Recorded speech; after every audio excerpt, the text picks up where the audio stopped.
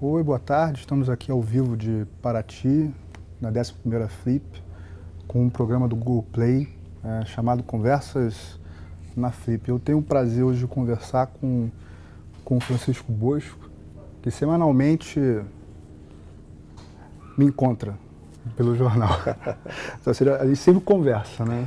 Pelo texto, e agora finalmente conversando aqui, pessoalmente. Francisco Bosco, ele é carioca, naturalmente, apesar de não gostar de praia. Filho de mineiros. Filho de mineiros, carioca, é compositor, é letrista, é filósofo, é autor de três títulos, pelo menos, alguns livros, né? Que prestam e alguns que não prestam. Banalogia. Qual que você gosta? Fiquemos com os que prestam. Qual que você gosta? Eu sou, Vinícius, tem essa tradição semi-oculta da literatura, que é dos livros renegados pelo autor, né? É lógico, existe. E eu sou recordista mundial dessa tradição, né? Eu tenho 3 livros de poesia renegados, eu comecei a publicar, eu era muito jovem. Esses 3 livros foram publicados entre os meus 19 e os meus 22 anos. Que na época teve uma tecnologia de impressão que barateou muito os custos de edição. Sei. Então eu saí publicando livros, são livros absolutamente ingênuos. E o que você fez para sumir com esses livros? Você comprou todos? Não, eu não consegui. A volta e meia eu encontro um deles num sebo, na casa de um amigo que fica me chantageando, falou, se você não fizer o que eu quero, eu vou vender esse livro para alguém, não sei o que. O Banalogias é o primeiro que você assume a paternidade? Não, eu acho que a minha trajetória pública começa com um livro de 2003, chamado Da Amizade. Ah, Da Amizade. Que é um livro híbrido, meio poesia, meio teoria, e é um livro que já, ele encarna a encruzilhada que eu estava vivendo ali, entre o final da minha atividade poética, propriamente, né, em verso e tal, e a minha atividade como teórico ligado a um registro mais acadêmico. Esse livro, ele encarna essa encruzilhada. E eu ia sair dessa encruzilhada publicando Banalogias, alguns anos depois. É bem relaxado o Banalogias. É um ensaísmo bastante próximo ao que eu faço hoje, né? É curioso, porque você acabou adiantando a minha primeira pergunta, né? Porque... desculpa, eu roubei a sua deixa. Isso é bom, porque, assim, é claramente o seu projeto de coluna no jornal é trazer para o espaço público uma dicção de filósofo, né? Essa espécie de filosofia vernacular que você pratica, filosofia do dia a dia. E eu fico muito admirado como você escreve uns textos que, quando você se diverte, de repente te surpreende com um pensamento, uma reflexão. Então, e quando você leva ele a sério, de repente ele vem com um giro de humor, né? E aí, a minha pergunta é, como você construiu, qual é a trajetória que fez com que você encontrasse esse texto que tem um sabor de crônica, mas na verdade pretende ser ensaio e está num jornal? Como é que você chegou a esse... Muito obrigado pela pergunta, é uma observação muito perspicaz que ela contém. Justamente o que eu estava falando, Vinícius, essa escrita surgiu de uma espécie de crise que, na verdade, veio a produzir uma síntese entre diversos elementos. O que você chamou de filosofia, que é e não é exato na medida em que diz respeito ao discurso teórico, abstrato, conceitual, né? E é inexato porque eu não me reconheço na palavra filósofo, porque, para mim, filósofo é quem se inscreve dentro da disciplina filosofia, que lida com os autores, os conceitos do campo da filosofia, e eu só faço isso de maneira mais indireta, né? Eu prefiro me considerar a minha formação em teoria da literatura. E eu circulo por muitos discursos teóricos, a psicanálise, a filosofia, a teoria, a antropologia, a sociologia, etc. E tal. Mas os teóricos com quem você dialoga são... Na maioria da filosofia? Da filosofia são, na maioria, tem um registro literário, que é o Barthes. Exatamente. Que, por exemplo, praticamente é um escritor. Exatamente. Então, respondendo mais diretamente a sua pergunta, o que eu procuro, como é que eu formei isso, né? Foi cruzando isso, tentando promover uma síntese entre os elementos do discurso teórico, né, um certo rigor conceitual, né, a abstração, o compromisso em tentar sempre perceber a dimensão estrutural de um acontecimento e não ficar na sua dimensão circunstancial. E, ao mesmo tempo, destituir isso dos seus elementos de jargão Certo. e de compromisso com disciplina. Eu não tenho compromisso com disciplina. Entendeu, Vinícius? Eu abandonei a universidade, deixei de ter vínculos com a universidade depois do meu doutorado. Continuo tendo um vínculo muito forte com o registro acadêmico, mas eu não tenho compromisso em levar adiante uma disciplina. Eu sou inconsequente. Né? E, ao mesmo tempo, procurei cruzar isso com elementos que vinham da minha prática como poeta. O cotidiano, a concretude, às vezes uma certa dicção afetiva, que é muito rara no registro teórico. Né? O registro teórico é aquele que, por definição, costuma excluir o afeto. Né? O adjetivo, exclui o adjetivo, por exemplo. O adjetivo e o afeto também, o afeto, o pathos, né? Uma coisa que a ficção tem muito, que a poesia lírica tem por excelência. Né?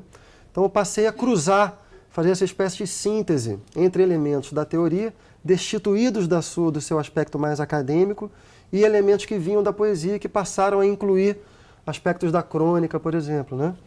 E Barthes, que você citou, na verdade, praticamente que já faz tudo isso que eu estou falando aqui, né? Foi meu guia maior. E até hoje talvez continue sendo. Eu acho que mesmo quando você não cita, é como se ele estivesse ali. Cara, exatamente. Eu acho assim que quando a gente quer entender a cabeça de um autor, a pergunta fundamental nunca é sobre o que ele escreve, é com quem ele escreve, mesmo que não apareça explicitamente, né? Que autores que a gente vê que estão presentes na forma de olhar o mundo desse autor. E sem dúvida Barthes está presente em quase tudo que eu faço. E como é que o limite do tamanho do texto é restritivo? Ele estimula? Como é que você lida com esse? Porque o jornalismo tem essa coisa, tem limite, tem um número de caracteres, tem. Como é que você lida com isso? Acho que as duas coisas, Vinícius. Assim, em primeiro lugar, eu já vinha me especializando nessa forma de ensaio breve, anos antes de eu assumir a coluna no jornal O Globo. Eu fui colunista da revista Cult durante 4 ou 5 anos. E o meu livro Banalogias já é ele mesmo feito de ensaios não tão breves quanto uma coluna, mas ainda assim breves, né? Então não me causou grande dificuldade. Mas ao mesmo tempo muitas vezes eu considero que o assunto exigiria um tratamento um pouco mais exaustivo, e isso me aflige muito. Às vezes eu tenho que cortar e acabo cortando no osso. Em geral, a gente corta na gordura. E essa é a parte estimulante e benéfica a todo autor. Vocês, ficcionistas, não padecem tanto desse mal, porque vocês têm um senso para a materialidade da linguagem mais apurado, por ofício, né? Nós, de pensamento conceitual, às vezes, nos falta isso. E muitas vezes escrevemos mal, no sentido de abusar de conexões, de articulações, toda uma gordura da linguagem desnecessária.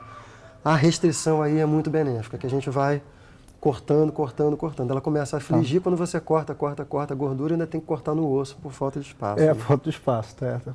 Explodiu 500 caracteres, aí você tem que resolver qual palavra que... Eu vou ler aqui um trecho da página 33, né, que é o seguinte, você fala assim: para o artista e para o filósofo, a condição de ser contemporâneo de seu tempo, isto é, de estar à altura de capturá-lo numa forma, num sentido, é dar um passo atrás ou ao lado e é não coincidir plenamente com o seu tempo. Né? Ou seja, o filósofo não é contemporâneo, não coincide plenamente com o seu tempo. E você escreve um jornal e muitas vezes é desafiado a enfrentar o seu próprio tempo, né? Refletir, comentar assuntos correntes, por exemplo. Então, não sei se é uma contradição, não sei, mas existe uma questão aí. Então, a minha pergunta é: como é que você escolhe os temas que dialoguem com esse seu projeto de filosofia? Excelente questão. Eu, mais de uma vez, já abri colunas com a seguinte frase: o compromisso do pensamento não é chegar a tempo, e sim chegar no tempo. Como você notou, o jornal tem um compromisso com a circunstância, portanto, em chegar a tempo dos fatos, né? E o paradoxo a que você se refere é como é que uma coluna que se quer de pensamento, que, portanto, não tem um compromisso de chegar a tempo, como é que ela lida com essa exigência do jornal de chegar a tempo, né? É uma negociação ali permanente. O ideal é quando você consegue fazer a síntese dessas duas coisas, né? Quando eu consigo tratar de um acontecimento circunstancial, daquilo que está na ordem do dia, mas fazendo esse olhar que é capaz de dar um recuo e enxergar nesse acontecimento suas dimensões extemporâneas, né? Ou que ultrapassam a mera visão da circunstância, né? E esse pensamento de que o filósofo deve ter um recuo em relação ao tempo, eu não sei se eu cito aí, mas ele é do Agamben, filósofo contemporâneo italiano. E eu concordo inteiramente, assim, a quantidade de artista, principalmente, que a gente vê hoje em dia, que são muito mais sintomas do tempo do que informadores, né, formalizadores do tempo, é brutal. E muitas vezes porque eles querem chegar a tempo, eles querem, sei lá, outro dia uma pessoa me mandou um livro que era um livro feito em linguagem de Twitter, e redes sociais, etc e tal, e-mails, etc e tal. Romance muito ruim. Mas por quê? Porque o que estava em jogo ali era uma tentativa de ser contemporâneo, meramente importando para o livro os signos mais ostensivos do que é o mundo contemporâneo. Pensamento e ficção não fazem isso. Eles têm uma relação mais complexa com o tempo. Necessariamente o tempo vai informar o texto ficcional ou vai aparecer no seu conceito, mas de uma maneira mais indireta e que exige essa espécie de recuo, né?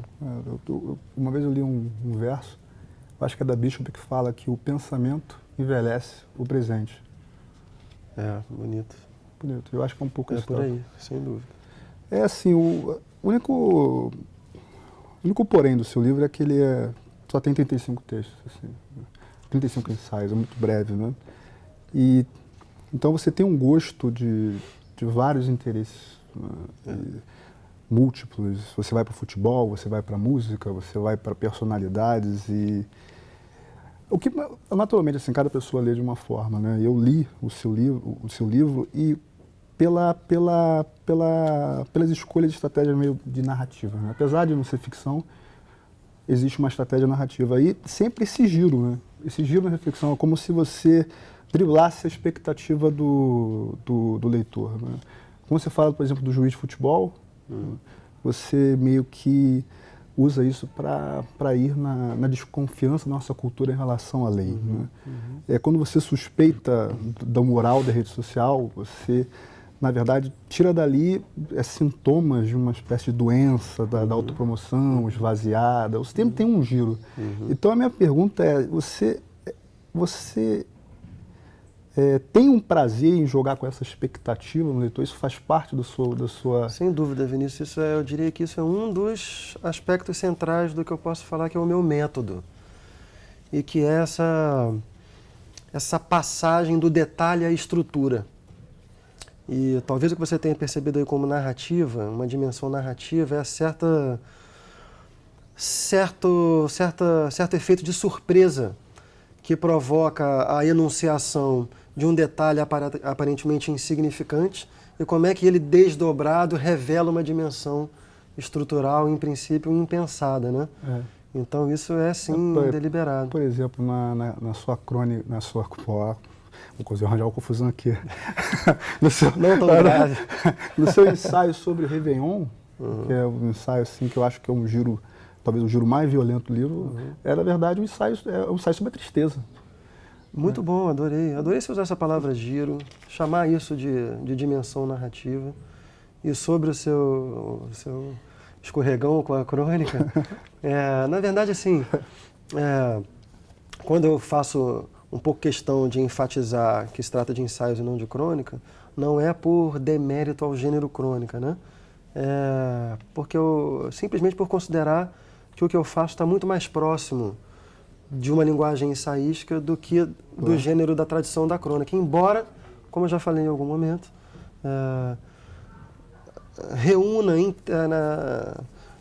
inclua elementos que são da crônica, né? A começar pelos temas, a questão do cotidiano, né? Isso. Então não tem problema, não é grave. Não tem problema. Tem algo de crônica. Tem algo de crônica. Isso, eu gosto de falar tema. Eu gosto de falar brincando com o duplo sentido da palavra que eu faço teoria crônica. Né? Teoria crônica no sentido de compulsão e de crônica no sentido do gênero mesmo. Assim, tem um texto que na verdade é o texto que dá o título ao livro e me divertiu essa questão de você defender o poder do pensamento negativo. Uhum. E esse livro, que possivelmente é um livro armadilha, né? Porque a pessoa pode, na livraria, ver autoajuda, comprar buscando uma autoajuda, e logo no segundo texto você já joga na pessoa. Mas aí já comprou o livro. O dinheiro já bateu lá no meu royalty, já caiu para mim. Já. Eu gostaria que você falasse um pouco desse jogo do título, do autoajuda e da autoajuda, até mesmo porque isso torna mais visível o livro em si, né? Sobre esse negócio do equívoco do título, tá? Você sabe que quando o Ferreira Goulart lançou o grande A Luta Corporal, em um mês o livro era um sucesso de vendas, assim, para espanto do Goulart e do seu editor. 2 meses depois, os exemplares começaram a retornar, porque as pessoas se queixando, achando que era um manual de artes marciais. E vinha aquela poesia louca. Por que autoajuda e não autoajuda, né? Eu acho que os sistemas de pensamento como a filosofia, a psicanálise, a antropologia, enfim, o que Derrida chamava de pensamento sem álibi, eles são essencialmente diferentes do gênero autoajuda. O gênero autoajuda, por que ele faz tanto sucesso, né? Pela seguinte razão, o que marca, o que caracteriza a nossa condição moderna é o colapso de todas as narrativas que asseguravam ao homem uma certa estabilidade no mundo.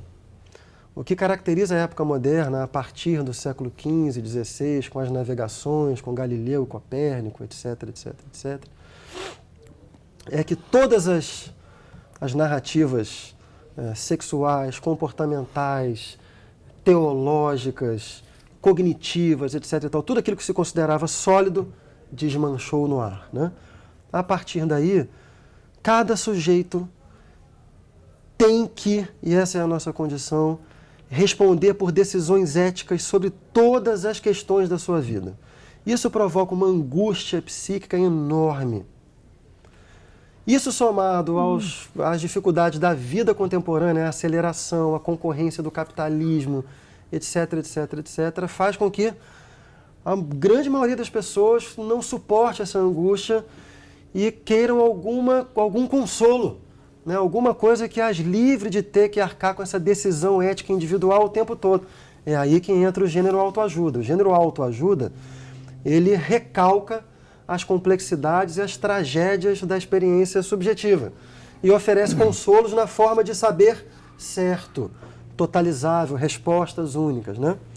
Os sistemas de autoajuda são sistemas que desejam orientar um sujeito na experiência moderna, na vida contemporânea, sem recalcar as complexidades dessa experiência. Então, o que eu faço, na verdade, a autoajuda, é o que faz a psicanálise freudiana ou lacaniana, a filosofia em geral, etc. E tem um giro humorístico quando você chega e defende. Não, você tem que abraçar, na verdade, a potência do seu pensamento negativo. Né? Tem uma paródia aí com o título A Força do Pensamento Positivo. A melhor paródia ainda do que a minha é a do Lou Reed, né, que tem uma canção chamada The Power of Positive Drinking. Isso é maravilhoso, o poder da bebedeira positiva. Assim, é natural, né, que quando você reúne textos esparsos e você faz uma seleção, né, o que você... É uma leitura difícil, né, porque os textos são separados, alguns não dialogam com o outro, mas é interessante que eu gosto de antologia, principalmente de antologia de textos esparsos, porque revela uma coisa no escritor, no pensador, no cronista e no ensaísta, que muitas vezes fica invisível nesses textos. Né? E eu percebi que se eu dissesse que tem um arco no livro, praticamente todos os textos, é essa fronteira móvel, arenosa, fluida, entre o público e o privado. Né? Desde a esfera da amizade até a relação afetiva indo para os escândalos, grandes escândalos públicos de celebridades, como Tiger Woods, como Ronaldinho, até esse texto muito legal que é o do Belchior, ou seja, o Belchior não falar à mídia, e até o ego spam. Né? Então, a pergunta é assim, você acredita que a filosofia, assumindo esse corpo estranho no jornal, né, ela pode ajudar a educar muito entre aspas, né? E os leitores sobre os limites entre o público e o privado, ou então ajudar a redefinir essas balizas de forma saudável, já que está essa confusão. Eu não posso nem disfarçar a minha enorme alegria o quão perspicaz foi a sua observação agora. Assim, eu posso até dizer, porque não vai acontecer mesmo, mas o meu próximo livro eu gostaria que se chamasse Público. Eu não vou fazer esse livro, mas eu vim acalentando esse projeto há alguns meses atrás. É talvez a questão mais importante para mim nesse momento, de fato. As distinções entre público e privado estão muito borradas. E as novas tecnologias de comunicação, elas contribuíram enormemente para essa confusão. Né? Elas têm um potencial tão grande de mexer com essas categorias, né? E as pessoas não souberam ainda, não sabem ainda se situar nessa redefinição dessas categorias. Então, sem dúvida alguma, nem eu mesmo sabia que isso já estava tão presente nesse livro, mas agora você... Não está assim. Realmente foi perfeita a sua observação. E eu acho que sim, Vinícius, eu acho que o papel ali da coluna é exatamente esse que você falou. É um papel, né, me desculpando também o uso da palavra um pouco imodesta, mas um pouco civilizador em relação a essas categorias. Se eu estiver contribuindo para que a compreensão e a prática dessas categorias seja mais esclarecida, eu me darei plenamente por satisfeito. Né? Eu acho que você consegue com esse elemento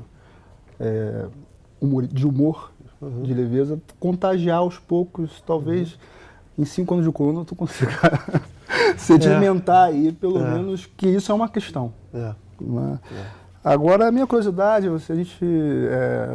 até me falaram, eu não assisti a mesa, mas me disseram que hoje você pediu desculpa antes de começar a mesa, dizendo que achava algo bizantino se falar do prazer do texto, num momento político tão a palavra apaixonado, urgente.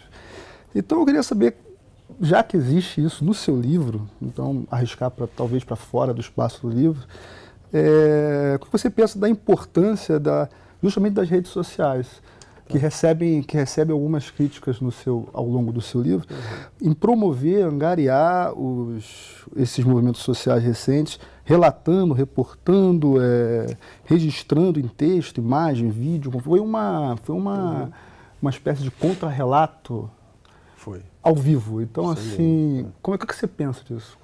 Só fazendo uma correção, eu não, de forma alguma, pedi desculpas Eu falei, sim, que dentro desse contexto político, né, uma mesa sobre o prazer do texto, a felicidade, Nabokov soava um pouco bizantino, para logo depois dizer que se em Barthes há uma recusa da linguagem política, há uma afirmação de uma certa política da linguagem.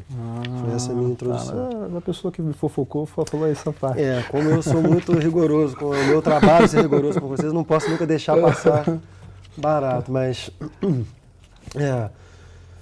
Grandes críticas e muito pertinentes têm sido feitas nos últimos anos sobre o impacto das novas tecnologias de comunicação, SMS, redes sociais, o uso permanente do celular, incluindo várias formas de comunicação, etc., Twitter, etc., etc. E eu diria que a principal crítica que é feita é o impacto que isso tem na organização da percepção humana. Basta dizer que quando a gente pensa na forma romance, tal como ela surgiu historicamente, né, e no seu apogeu no século XIX, imagina o que é a percepção humana que produziu um romance de 800, 900 páginas para ser lido com certa linearidade, foco, concentração. Não é de forma alguma a mesma percepção que produz e é produzida por twitters, e redes sociais, e e-mails, e conectividade generalizada, onipresente, né? O que em geral se diz em tom, na maioria das vezes, de lamento, é que essas novas tecnologias de comunicação estão fragmentando demasiadamente a percepção humana, a ponto de ser muito difícil para grande parte das pessoas sequer fruir dessas experiências narrativas formais que a humanidade criou com outra forma de percepção, né? Essa crítica é totalmente pertinente, a meu ver. A minha própria capacidade de concentração caiu muito nos últimos anos. Eu fazia assim, eu tinha um regime de estudo que eram turnos de 3 horas, pelo menos 2 turnos de 3 horas por dia. Hoje em dia os meus turnos são de 50 minutos, 1 hora, eu faço um break, vou ver e-mail, vou nas redes sociais. A minha concentração caiu muito, né? Agora, o que esses acontecimentos políticos recentes demonstraram de forma esplêndida é a contrapartida de toda essa negatividade, né? As redes sociais, a internet, as novas mídias na internet, se demonstraram, sem dúvida alguma, o melhor veículo para compreender esses acontecimentos, né? Os meus amigos muito inteligentes, que não estão na rede social, que me mandavam comentários sobre os acontecimentos, os seus comentários eram precários em relação ao que estava circulando no mesmo momento nas redes sociais, porque as redes sociais é uma inteligência coletiva, plural, no calor da hora, que vai corrigindo, aprimorando, trocando as suas próprias. Eu tinha posts que envelheciam em 10 minutos por conta da crítica que recebia de outras pessoas, né?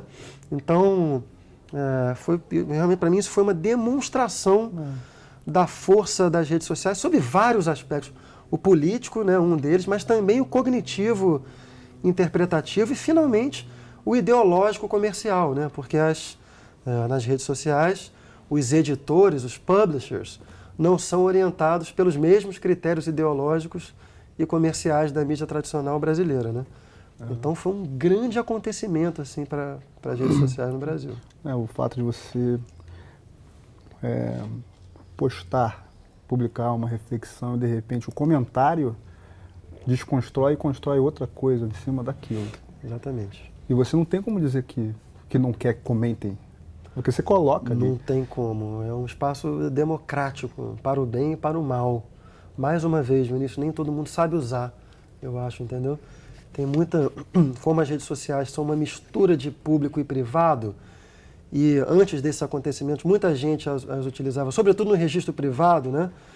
Tem uma confusão danada, as pessoas não confundem dissenso com discórdia, né? Sim. Diferença com agressão, mas é preferível pagar o preço de um aprendizado democrático do que simplesmente se afastar dele, né? Também porque não tem instância democrática sem conflito. Exatamente, o dissenso é o elemento fundamental da democracia. Elementar e fundamental. Elementar e fundamental. Assim, infelizmente, a gente continua a conversa na próxima coluna. Eu vou ler a próxima coluna. E gostaria de terminar aqui fazendo uma pergunta sobre o seu próximo projeto que você está trabalhando nesse momento. Quais são os seus interesses nesse momento? Cara, meu único interesse nesse momento é a minha filha, Vinícius. Eu tenho uma filha de 1 ano, que eu sou completamente apaixonado por ela e me deixou um escravo. E minha mulher está grávida de 8 meses, então eu vou ter outro. Então eu vou ser escravidão voluntária dupla. Nesse momento eu estou sem projetos intelectuais, estou sempre estudando, lendo, mas o meu projeto fundamental é a paternidade nesse momento. Então, poxa, muito obrigado, tá? Queria realmente agradecer pela generosidade e inteligência das suas observações. Foi um prazer conversar com você. Você está sendo demasiadamente gentil. Não estou sendo justo. Tá, muito obrigado pela presença, Bosco, obrigado ao público e um abraço a todos que nos ouviram.